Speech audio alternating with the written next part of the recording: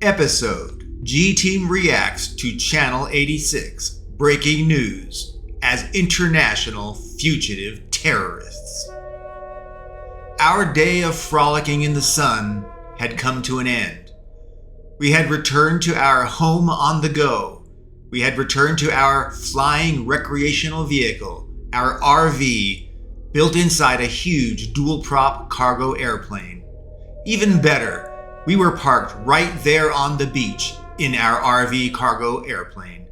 You might wonder, how did we manage to get a cargo airplane onto a Caribbean beach? Well, we landed on a remote little, seedy, questionable airport on the far remote side of the island of St. Lucia in the Caribbean, which conveniently the Knights Templar had a contact that my daughter Amanda had used to obfuscate our arrival information, so that we were just a returning delivery transport cargo plane that was now parked on the beach awaiting another job. Well, as to our team, everyone changed into their island clothes to accommodate the temperature, humidity, its moderate heat, island climate, which was surprising to me that it was still humid and warm in the fall. But I suppose all that humid moisture and sudden rainstorms help justify why they call it hurricane season here in the Caribbean. Anyway, by dressing tourist casual, we blended in pretty well into the St. Lucia tourist scene. We wore beachy looking everyday clothes. Taylor wore military cargo shorts and a sleeveless military green top. But she removed any evidence that might show that her shorts and shirt were once military, as apparently it's against Caribbean law to wear military or police uniforms. Well, unless of course you are a soldier or in law enforcement. Anyway, Taylor made sure that she dressed to be cool, while ensuring she had pockets to stash gadgets, gear, and stuff that she may want or need later. She was always prepared. Of course, Taylor was also armed. She holstered an XDS 45 caliber pistol in a small concealed carry holster that she hid on the inside of her shorts. Sarah was a sort of counter image of Taylor, as Sarah wore simple white shorts and a white shirt.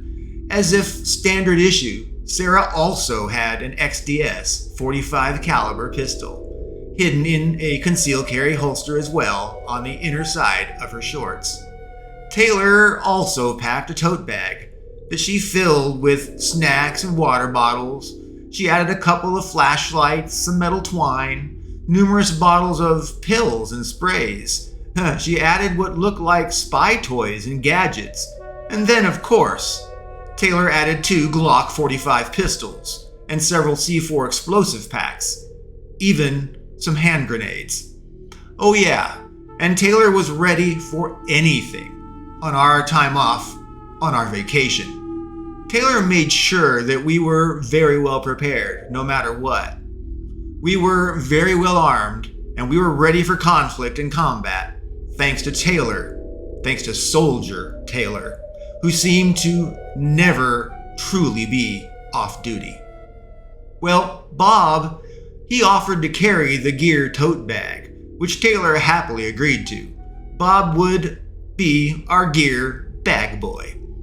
Bob's casual look included his black beret, a black sleeveless shirt, black shorts, and rimmed glasses.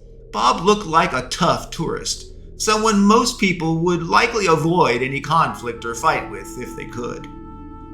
As to Katie, she wore a white sleeveless top and swim skirt. And Tiny, he just went full beachwear style, wearing a light beachy shirt most of the time. Sometimes no shirt at all. Well, I just wore my signature black clothing, albeit in Caribbean I wore a black shirt and just black shorts. Well, we were relaxing in our RV cargo plane. We had finished cleaning up, and we were all ready to discuss tomorrow's plans. Sarah had been surfing the web, where she sought to learn about current events and news while we were away in the Caribbean. But Sarah gasped loudly, and she exclaimed, "Everyone, you need to see this." Katie leaned in and gasped, "Is that about us?" Bob recommended calmly, "Look, let's just watch the whole thing. Let's watch the entire video. That way we can be a little more objective and we can be more rational, in our reaction." Well, we watched the full newscast video stream that Sarah was looking at. A news stream called Breaking News from something called Channel 86. It featured a woman named Saline White and a man named Randy Rudolph from the globally syndicated and streamed Channel 86 special news called Breaking News.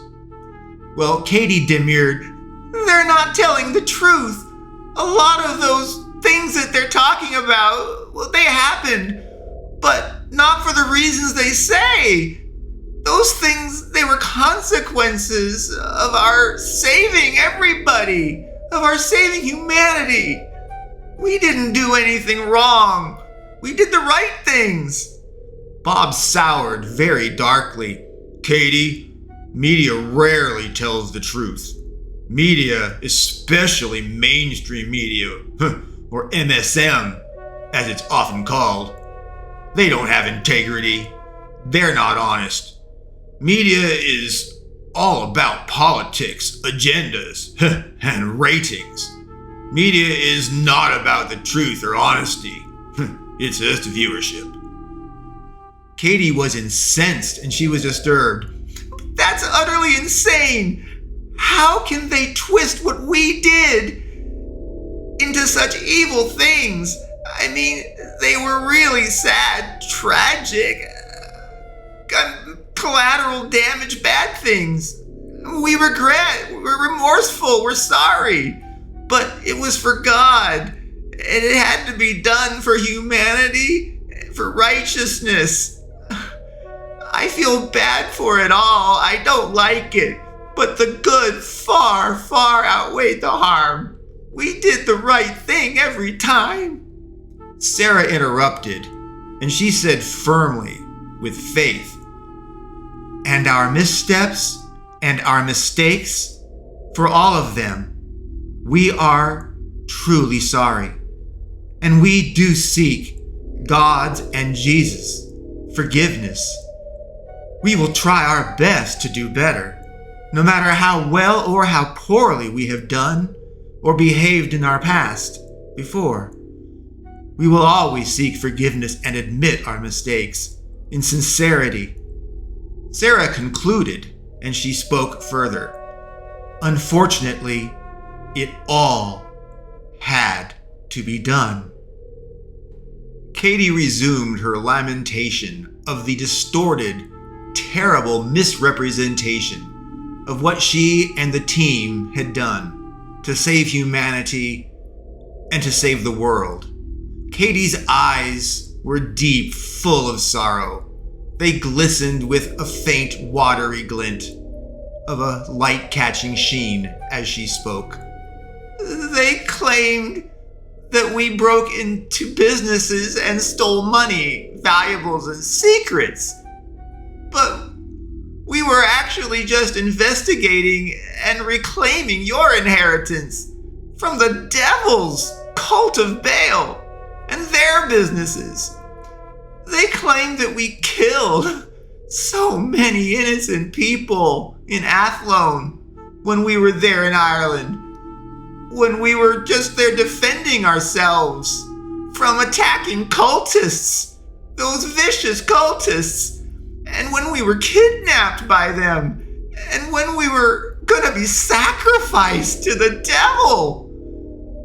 They say that we murdered the priest Nicodemus while we were there in his church, but we only shot him, albeit we shot him dead. After we found all those captive women, they were experimenting on them, and they were selling them in human trafficking. And after he tried to call for reinforcements to stop us, well, that's when Taylor acted swiftly, like she does. And, Nicodemus, he was dead. But he deserved it. He deserved to be dead. It's just so insane. It's wrong. They even claimed that we killed Athlon's councilwoman, Kara, in our own satanic ritual sacrifice. But it was the cult that sacrificed her right there in front of us. We were not perpetrators. We were victims. Bob interjected. It's like they were new-speaking what happened. They are just twisting everything. They're twisting things to be the opposite of the truth. It's like they're making it out to be like it was us that were bad.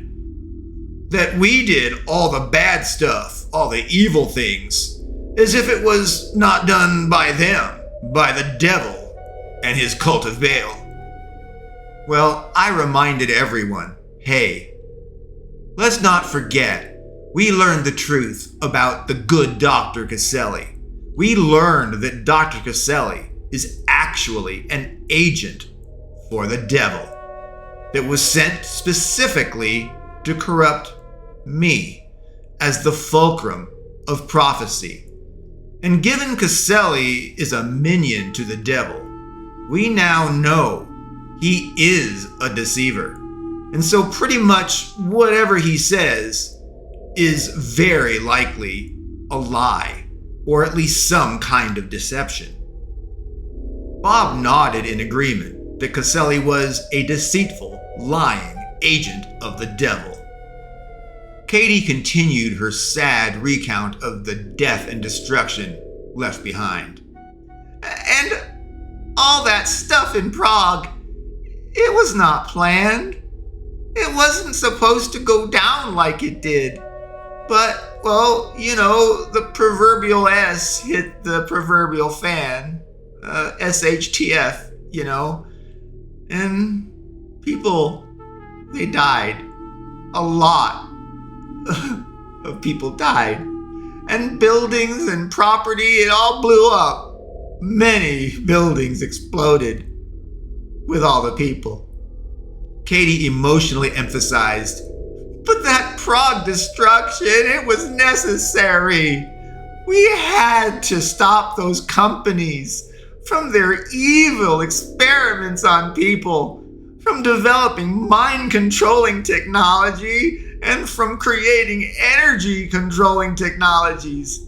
We stopped their money laundering channels in the process, too.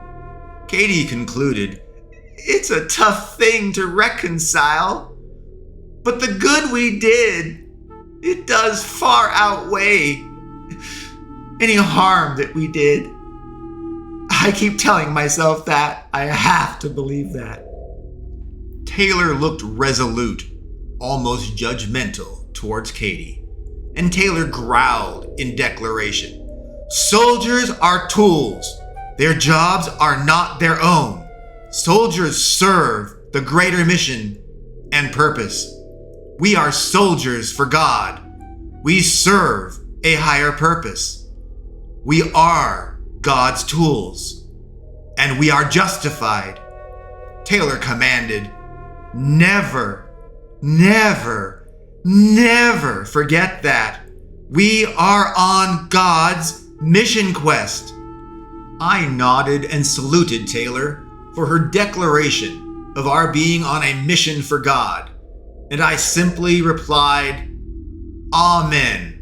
Hoo-ah. Heard, understood, acknowledged. Sarah joined in and recounted events as well. She said, like in Athlone and in Prague, everything was necessary to stop the evil. And what we did in New York was like everything else. It was, unfortunately, and perhaps grimly, also very much necessary. Sarah added, defending and killing corrupt, not to mention fake, law enforcement that threatened us was not wrong. We had every right to defend ourselves, she asserted. Sarah further explained. And in Riverdale, we were attacked by the devil's cult of Bael. So we defended ourselves, justifiably. It may have resulted in many deaths, and it may have resulted in the explosion, the explosive destruction of our Riverdale safe house mansion.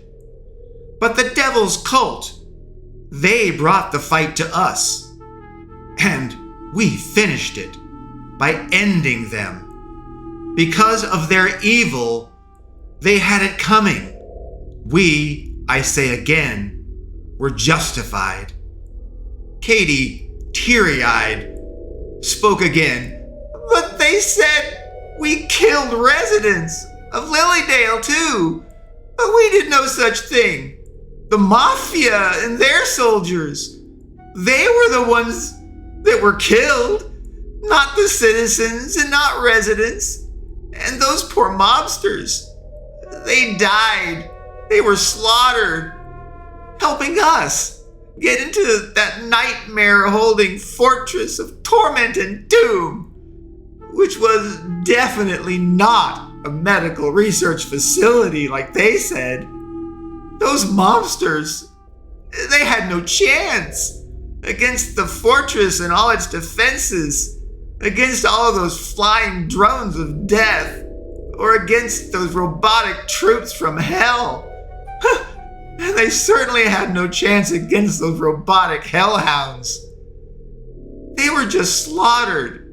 I don't see how we could have even done all that stuff, even if we wanted to.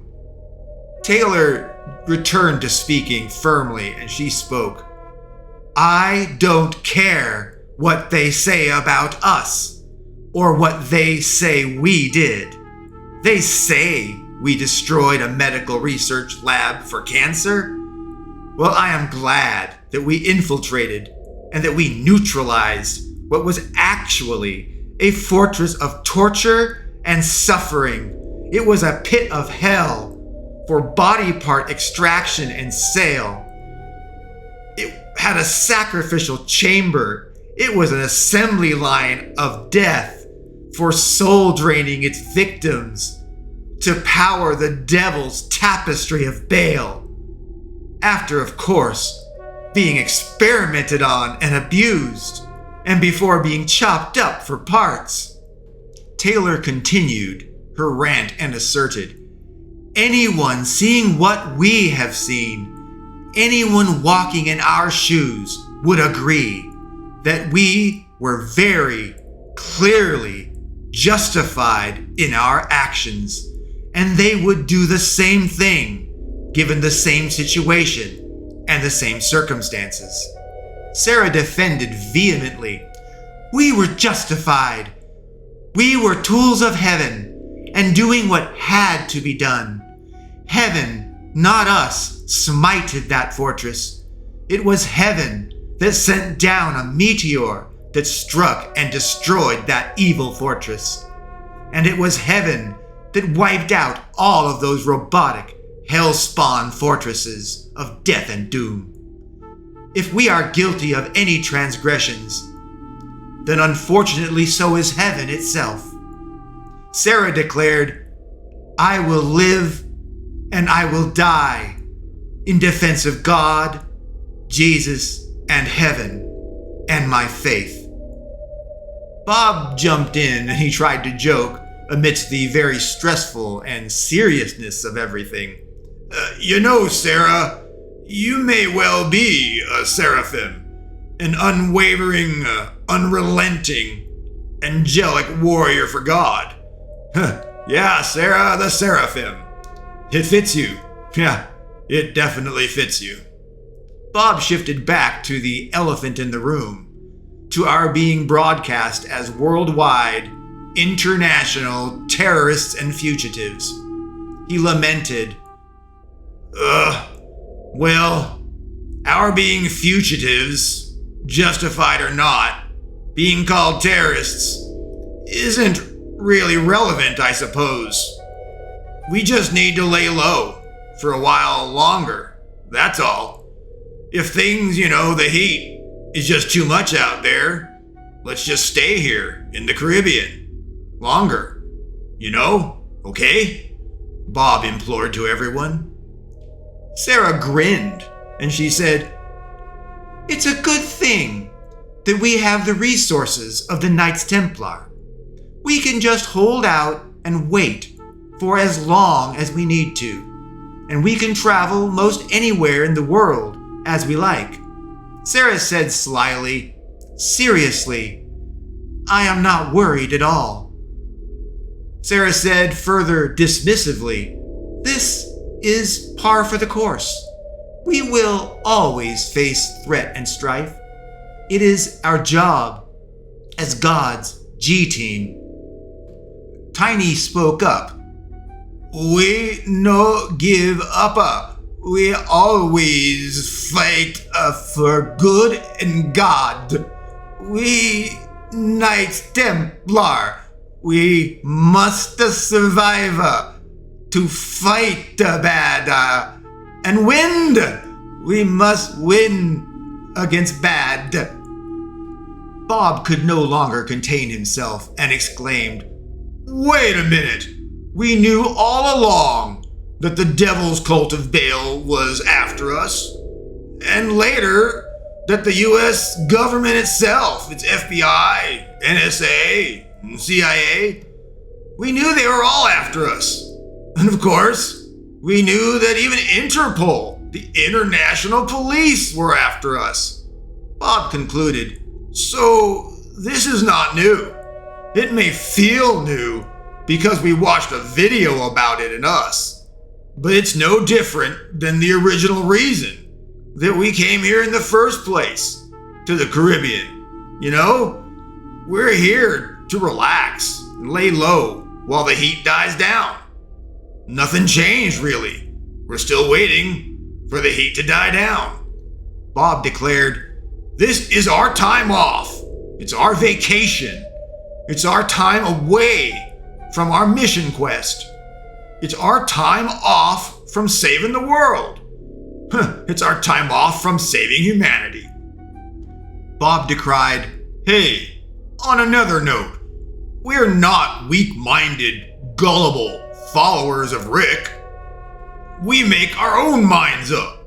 It's offensive to imply that we're just dumb tools that blindly follow Rick to somehow justify our own existence and to give us some kind of purpose." Well, I jokingly questioned back. Well, yeah, adding to their ridiculous allegations, they asserted that I think that I arrogantly see myself as advisor to Jesus, when in fact, others have told me that I am just the fulcrum, that the scales of good and evil pivot on me.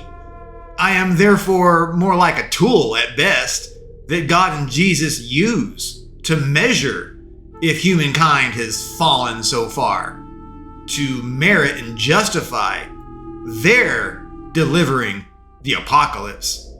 So I don't see where or how they concluded that I am the advisor to Jesus or any crazy thing. Well, Katie smiled and concluded for me, "Well, it seems to me you are like God's thermometer that measures humankind's spiritual health, their goodness, their faith. I think it's just that simple.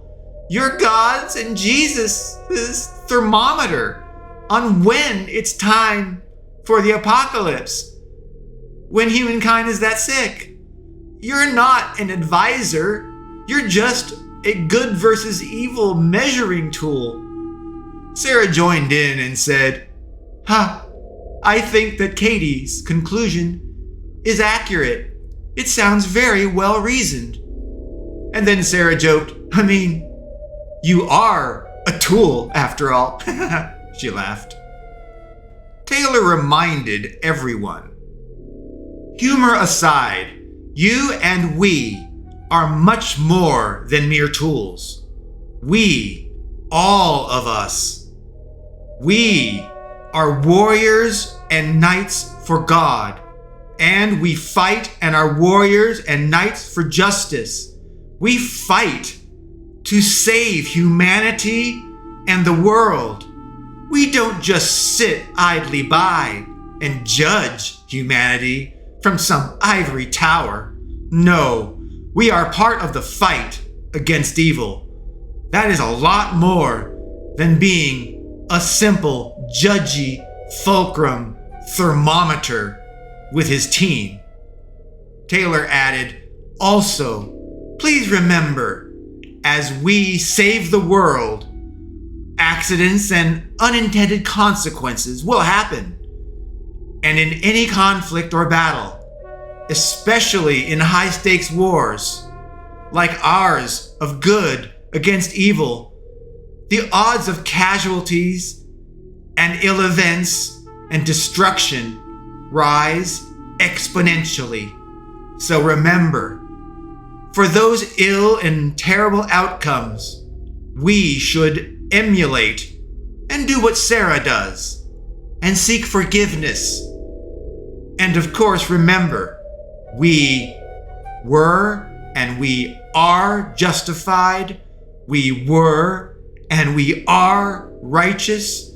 And remember, there is no hell for the righteous. Well, with all that, everyone was pretty worked up over that global news from Channel 86, saying that we were fugitives and international terrorists. I looked over at all the team, and I answered to the consternation they all seemed to feel. Well, Bob is right. Nothing has changed. We were already being hunted by organizations and syndicates worldwide. Bob's right. We should maximize our time here as our vacation and time off. We certainly deserve it, and we have earned our time to recuperate. And so I suggested, how about we just plan for tomorrow's vacation activities? We just go from there. Taylor glared and she snarked almost playfully, but clearly very seriously. Sure, we're on vacation, but we will vacation and we will play while armed and ready for anything. Tiny rejoined the discussion and added how to be safe on vacationing. He suggested further struggling as he did, speaking through his hell-touched aphasia-cursed voice. His words, we could use the airport van, be more invisible, hide in plain sight. Sarah extolled Tiny's idea. Tiny, that's a wonderful idea. We will look just like a local rundown airport delivery van. No one will think that that van was carrying the alleged international terrorists and fugitives. Sarah then said once more, excellent idea, Tiny. Taylor assured, we will go on island tourist excursions then, just like anyone else would. And just know, whatever happens, wherever we go and whatever we do, we will be ready to defend ourselves swiftly and, if need be, with lethal force. Katie gulped and she spoke. Why did you have to say that? Can't you and just let us all relax? I mean, we're supposed to be relaxing, right? Katie sighed and she said, I hope that this vacation is uneventful and is only just fun. I really hope it's uneventful. Her voice just trailed off.